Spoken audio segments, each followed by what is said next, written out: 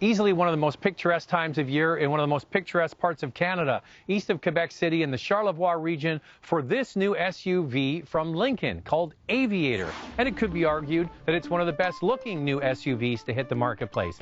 They have to have a home run with this vehicle. This is the meat of the marketplace, mid-sized 3-row SUV. So let's get on board the Aviator and get ready to take off.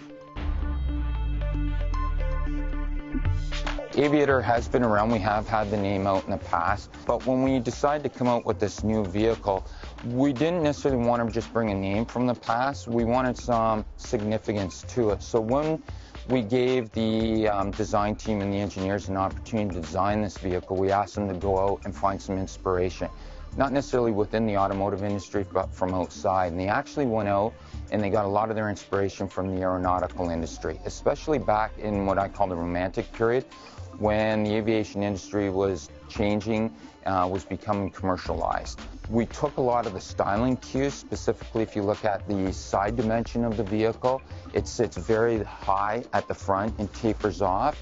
It gives that impression or the silhouette of the side of an airplane's wing. The second thing is the actual wheel design. If you look at the silhouette of the wheel, even when the vehicle is sitting still, it has a sense of motion, and that design element comes from the jet turbine engine.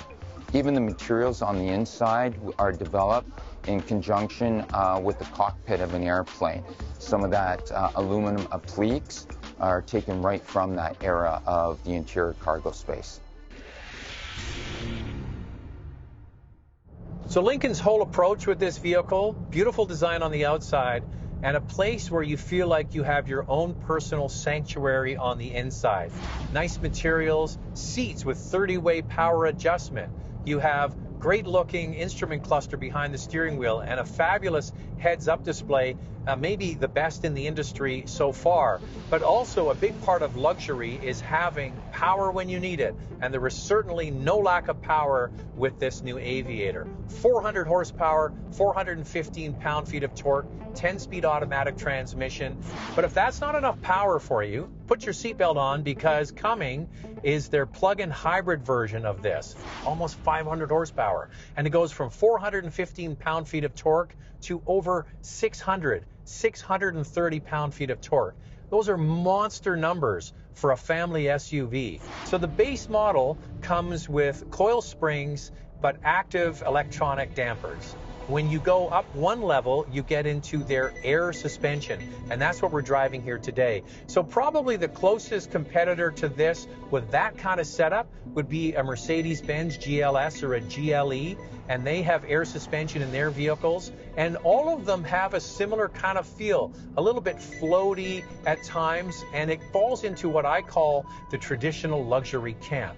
It's really nicely done, and I think that if this is the direction they're going, I can't wait to drive that plug-in hybrid version, because it should be just absolutely monstrous on the road.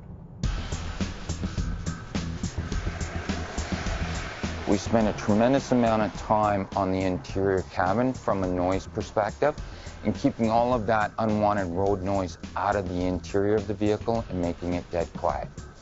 We actually take all the wood interior from one single tree. And what's really neat about that is it has a pattern. The grains all match. They all flow. Comes in two different powertrains. There's a gas-inspired engine, a 3-liter, that starts at 69,000. Will top out about 85, 86. And then we're introducing later this year a plug-in hybrid version, which will start at 81, and that will top out roughly about 94 to 95,000.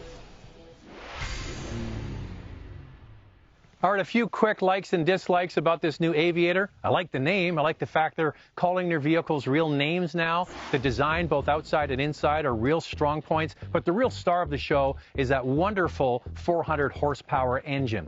Dislikes? Well, I'm not a fan of air suspension. I encourage you to try the Aviator with it and without it to see if you like that sort of floaty, traditional luxury feel. And the price is compelling at $69,000 for the base model, but the higher end trims like this at $86,000, I think they really need to sharpen their pencil to compete with products like Audi's Q7. But overall, Lincoln is heading in the right direction.